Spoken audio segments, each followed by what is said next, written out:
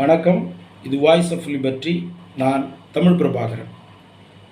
2009ஆம் ஆண்டு 4வது கட்ட ஈழப்போரின் முடிவில் இலங்கை சிங்கள பேரினவாத அரசு உலகின் வல்லரசு நாடுகளின் துணையோடு நடத்திய தமிழின படுகொலையில் தனித்தமிழீழத்திற்காக தங்களுடைய இன்னுயிரை ஈகிய ஆயிரக்கணக்கான தமிழீழ விடுதலை புலிகளுக்கும் தமிழீழ தேசிய தலைவர் மேதகு வேலுப்பிள்ளை பிரபாகரன் அவர்களுக்கும் தமிழின படுகொலையில் மிக மோசமாக போர் விதிகளை மீறி இரக்கமின்றி கொன்று குவிக்கப்பட்ட படுகொலை செய்யப்பட்ட ஈழத்தமிழ் சொந்தங்களுக்கும் என்னுடைய உளமார்ந்த இதயபூர்வமான அஞ்சலியை தெரிவித்துக் கொள்கிறேன். 2009ஆம் ஆண்டு 4வது கட்ட ஈழ விடுதலை போராட்டத்தில் கொன்று குவிக்கப்பட்ட விடுதலை புலிகளோடு மேதகு தலைவரோடு தமிழீழ மக்களோடு தனி தமிழீழத்திற்கான அந்த போராட்டம், அந்த விடுதலை வேட்கை முடிவுற்றதாக இதுவரையில் யாரும் நினைக்கக்கூடாது. இலங்கையில் தனித்தமிழீழத்திற்கான விடுதலை போராட்டம் என்பது நேற்று இன்று ஆரம்பிக்கப்பட்டதல்ல. அரை நூற்றாண்டு காலத்திற்கு மேலாக ஈழத்து தந்தை மரியாதைக்குரிய தந்தை செல்வா அவர்கள் காலத்தில் இருந்து ஆரம்பிக்கப்பட்ட அந்த விடுதலை போராட்டம், விடுதலை உணர்வு மிக முக்கியமாக மேதகு தலைவர் அவர்களுடைய தலைமையில் மரபு வழி இராணுவமாக செயல்பட்ட தமிழீழ விடுதலை புலிகளின் முன்னெடுப்பில் மிக நுட்பமாக தெளிவான அரசியல் போராட்டமாக அந்த விடுதலை போராட்டம் மாற்றமடைந்தது. உலகில் வெற்றி பெற்ற போராட்டங்களை விட வெற்றி பெறாமல் இன்னும் விடுதலைக்காக காத்திருக்கின்ற போராட்டங்களே அதிகம். அந்த வகையில் சாதாரணமாக நம்முடைய சமூகத்தில் இன்றைக்கும் நாள்தோறும் தங்களுடைய வாழ்வியலுக்காக போராடுகின்ற விளிம்பு நிலை மக்களுடைய போராட்டமும் அதை ஒட்டியதுதான்.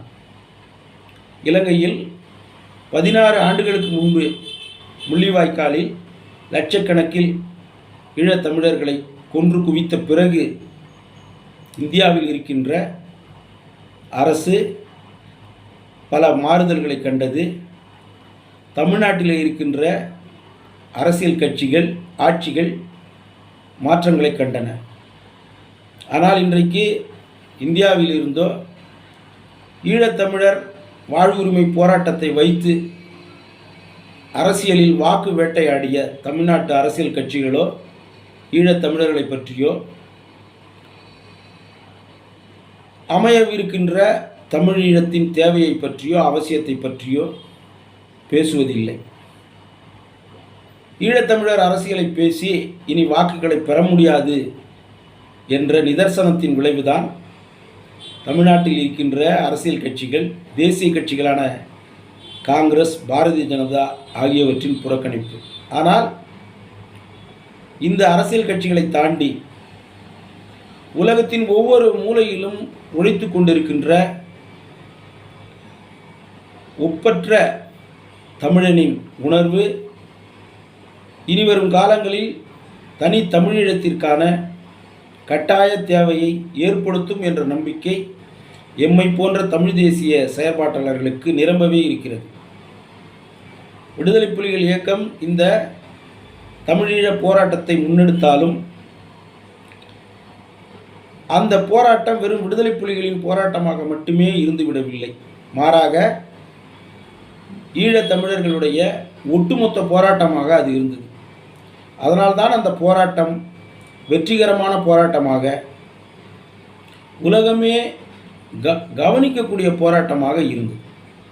உலக வல்லரசுகளின் துணையோடு அப்போது இருந்த ராஜபக்ஷ அரசு சிங்கள இனவாதத்தால் விடுதலை புலிகள் இயக்கத்தை மட்டுப்படுத்தி இருந்தாலும் இன்றைக்கும் ஈழத்தமிழர்களின் ஈழ உணர்வை, தமிழீழ தாயக உணர்வை மட்டுப்படுத்த இயலவில்லை. அதன் விளைவுதான் 16 ஆண்டுகள் கழித்தும் இன்றைக்கும் இன்று மே 18 அன்று முள்ளிவாய்க்கால் படுகொலை தினத்தை முள்ளிவாய்க்காலில் கூடியுள்ள ஆயிரக்கணக்கான ஈழத் தமிழர்களுடைய எழுச்சி உணர்த்துகிறது. இரண்டாவதாக, இலங்கையில் கடந்த ஆண்டு நடைபெற்ற நாடாளுமன்ற தேர்தலில் இலங்கையின் இடதுசாரி இயக்கமாக பார்க்கப்பட்ட கட்சியில் இருந்து வந்த அனுரகுமார திசநாயகா அந்த நாட்டின் அதிபராக ஆன பிறகு இங்கே இனவாதத்திற்கு இடமில்லை என்றும் இது ஒரு சமத்துவ நாடு என்றும் வெறும் வாய்ப்பேச்சு மட்டுமே பேசினார். ஆனால் இந்தியாவுக்கும் சீனாவுக்கும் மட்டும் அவர் விசுவாசியாக இருந்து கொண்டு ஏற்கனவே விடுதலை புலிகள் இயக்கத்தை அழிப்பதற்காக 4வது கட்ட விடுதலை போரில் இந்தியாவிடமிருந்தும் சீனாவிடமிருந்தும் வாங்கிய கடனை அடைப்பதற்காக அதற்கான வேலைகளில் மட்டுமே அவர் ஈடுபட்டார். மாறாக ஒரு இடதுசாரியவாதியாக அறியப்படுகின்ற அனுரகுமார திசநாயகா பொதுவுடைமை தத்துவத்தின்படியே அரசியல் கற்றதாக சொல்லுகின்ற அவர் ஈழத்தமிழுடைய உணர்வுகளை கருத்தில் கொள்ளவில்லை. சமீபத்தில் கூட இந்த நாட்டில் இனவாதம் என்ற குரலே இனி இருக்காது, அப்படிப்பட்ட நிலையை உருவாக்கும் என்று சொல்லியிருக்கிறார். அப்படி இனவாதம் என்பதை அவர் கூறுவதிலிருந்தே அவர் ஒரு பேரினவாதத்தின் நண்பனாக தோழனாக ஆகிவிடுகிறார். ஈழத்தமிழர்கள் அவர்களுடைய உரிமைகளை கேட்கும் பொழுது அதை இனவாதம் என்று சொன்ன ராஜபக்ஷவின் மறுகுரலாகத்தான் அனுரகுமார திசநாயகவும் இருக்கிறார். சமீப காலத்தில் இலங்கையில் நடைபெற்ற உள்ளூராட்சி தேர்தல்கள், நமது நாட்டில் நாம் இந்தியாவில் தமிழ்நாட்டில் சொல்கின்ற லோக்கல் பாடி எலெக்ஷன்ஸ் போல, உள்ளாட்சி தேர்தல் போல இலங்கையில் நடந்த உள்ளூராட்சி தேர்தல்களில் ஈழத்தமிழர்கள் பெரும்பான்மையாக வசிக்கின்ற இடங்களில், தமிழீழ பகுதிகளாக அறியப்பட்ட வடக்கு கிழக்கு மாகாணங்களில் இலங்கையின் அதிபராக இருக்கின்ற அனுரகுமார திசநாயகவின் கட்சியும் ராஜபக்ஷவின் கட்சியும் அனைத்து சிங்கள கட்சிகளும் அங்கே தோல்வியை தழுவியிருக்கிறார்கள். தமிழ் தேசியத்தையும் தனி தமிழீழத்தையும் முன்னெடுத்த தமிழ் தேசிய கட்சிகள், தமிழரசு கட்சிகள் தான் அங்கே உள்ளூராட்சி தேர்தலிலே வெற்றி பெற்று அந்த இருக்கைகளில் அமர்ந்திருக்கிறார்கள். இது ஈழத்தமிழர்கள் வசிக்கும் பகுதிகளில் தமிழீழ உணர்வு என்பதும் தனி தமிழீழ உணர்வு என்பதும் இன்னும் மங்கவில்லை என்பதை காட்டுகிறது. விடுதலை புலிகள் இயக்கம் போன்ற ஒரு பெரிய தலைமைத்துவ பண்பு கொண்ட இயக்கத்தின் வழிகாட்டுதல் இல்லை என்றாலும் கூட தமிழீழ விடுதலை புலிகள் இயக்கம் போன்ற போர் தொடுக்கும் இயக்கம் இன்றைய காலகட்டத்தில் இல்லாது போனாலும் ஈழம் ஒன்றே தங்களுடைய விடுதலையை கொடுக்கும், ஈழம் ஒன்றே தங்களுடைய கனவு, தமிழர்களின் தாயகம் தமிழீழம்தான் என்ற உணர்வை இந்த உள்ளூராட்சி தேர்தலிலே வடக்கு கிழக்கு மாகாணங்களிலே உள்ள ஈழத்தமிழர்கள் பிரதிபலித்திருக்கிறார்கள். இந்த உணர்வை இலங்கையில் இருக்கின்ற அரசும் இலங்கையின் அதிபராக இருக்கின்ற அனுரகுமார திசநாயகவும் கருத்தில் கொண்டே ஆக வேண்டும்.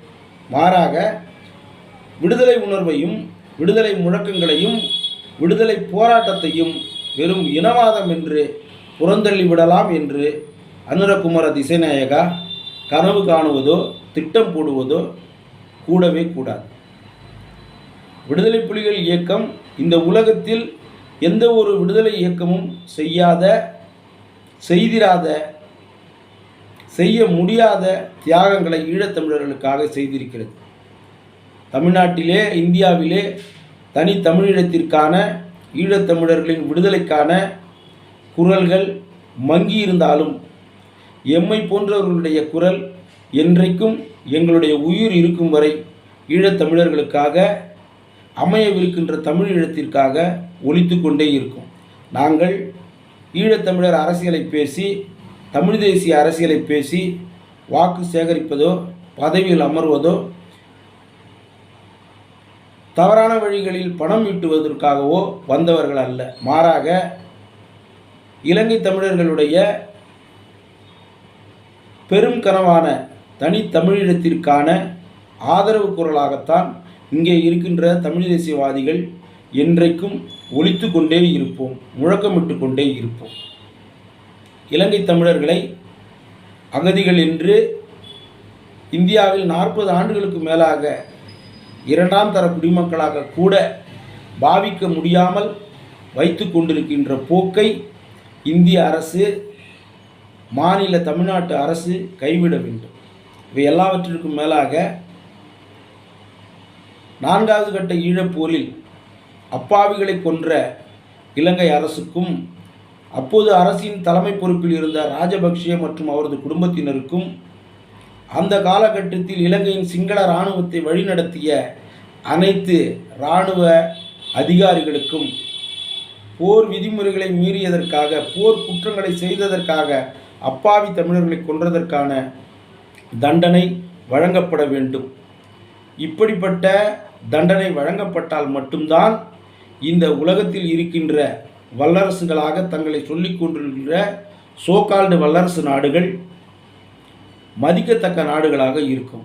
மாறாக தமிழர்களை, ஈழத்தமிழர்களை ஒழித்து கட்டுவதன் மூலம், ஈழத்தமிழர்களின் உணர்வுகளை மழுங்கடிப்பதன் மூலம், இனவாதம் என்று சொல்லி ஈழத்தமிழர்களுடைய கோரிக்கைகளையும் விடுதலையையும் புறந்தள்ளுவதற்கு அனுரகுமார திசைநாயகா எடுக்கின்ற எந்த முயற்சியையும் இந்தியா உள்ளிட்ட சர்வதேச நாடுகள் ஏற்றுக்கொள்ளவே கூடாது. தமிழினம் என்ற ஒரு பெரிய இனத்தின் விடுதலை உணர்வை, ஈழத்தமிழர்களுடைய அந்த கனவை நாளை அமைவதற்கு மேதகு தலைவர் உள்ளிட்ட தமிழீழ தியாகிகள் கண்ட கனவை நிறைவேற்றுவதற்கு தமிழர்களாகிய நாம் அனைவரும் ஒட்டுமொத்தமாக என்றைக்கும் அந்த விடுதலை குரலுக்கு ஆதரவாக இருக்க வேண்டும்.